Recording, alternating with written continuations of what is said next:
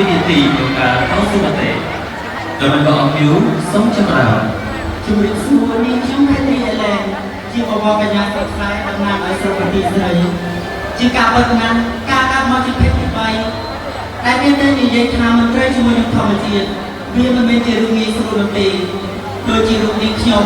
ជាក្មេងម្នាក់ដែលខ្វះភាពកក់ក្ដៅពីឪពុកបានទទួលស្គាល់ភេទរបស់នាងខ្ញុំប៉ុន្តែនាងខ្ញុំមិនដែលបោះបង់ខ្លួនឯងឡើយហើយនាងខ្ញុំមានម្ដាយដ៏ល្អម្នាក់គាត់តែងតែបានបែររូបនាងខ្ញុំចាំលើកទឹកចិត្តនាងខ្ញុំមិនថានាងខ្ញុំជួបបញ្ហាអ្វីក៏ដោយដើម្បីជំនះនៅការមិនទទួលស្គាល់មួយនេះនាងខ្ញុំក៏សម្រេចចិត្តចាក់ចេញពីគ្រួសារដើម្បីប្រកបមុខរបរមួយតាំងពីបាត់ដៃទៅទេរហូតដល់ផ្នែកជាផាត់មួយដែលគេទទួលស្គាល់នៅក្នុងសង្គមនៅពេលដែលការងារនាងខ្ញុំជោគជ័យសារសម្លេងលើកទឹកចិត្តដែលនាងខ្ញុំបានលើកមុនគេនោះគឺជាលោកឪពុករបស់នាងខ្ញុំដូច្នេះហើយនាងខ្ញុំក៏សម្រេចចិត្តការពារប្រឡងក្នុងកម្មវិធីមួយនេះដើម្បីចូលលើវេទិកាមួយនេះប្រើប្រាស់សម្លេងរបស់នាងខ្ញុំផ្ដាំទៅយុវជនជំនាន់ក្រោយថាការកើតមកខុសភេទដែលសង្គមគេមិនបានកំណត់វាមិនមែនជាកំហុសនោះទេ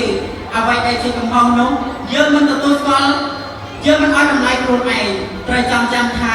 ការឲ្យតម្លៃខ្លួនឯងស្វែងរកចំណេះចំណេញដែលខ្លួនឯងចេះពិតប្រាកដនោះគឺជារឿងដ៏ល្អបំផុតសម្រាប់ជីវិតនេះជាចុងក្រោយនេះខ្ញុំសូមនិយាយទៅកាន់ពុកម៉ែបងប្អូនទាំងអស់គ្នាថាចូលបំពេញតួនាទីជីវិតខ្លួនឯងឲ្យបានល្អព្រោះយើងគឺជាកាពិតែន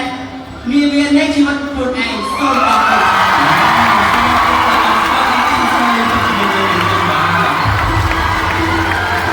Miss Charming Award បានទៅលើស្របបន្ទាយស្រីសូមគោរពអរគុណ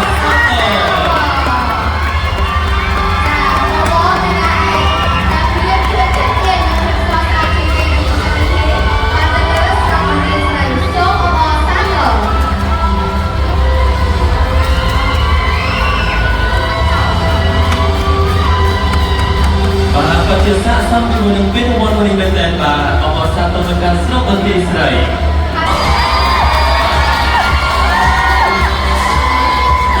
ស្វាគមន៍ជាសរបងប្អូនសរសើរខេត្តលៀបស្រុកបន្ទាយស្រី Catherine Ellen Catherine មានអាយុ25ឆ្នាំកំពុង1.75ម៉ែត្របានរៀបចំការសិក្សាថ្នាក់ទី12សប្តាហ៍ប្រកបមុខរបរជាជាងខាងមុខនិងជាគ្រូបង្រៀនផ្នែកសង្គមនិងផលរោផ្នែកអនាគតចង់ទៅជាបុគ្គលគំរូនៅក្នុងសង្គមឆ្នៃឆ្លុះដោយចាំគូតួស្រោបន្ទាយស្រី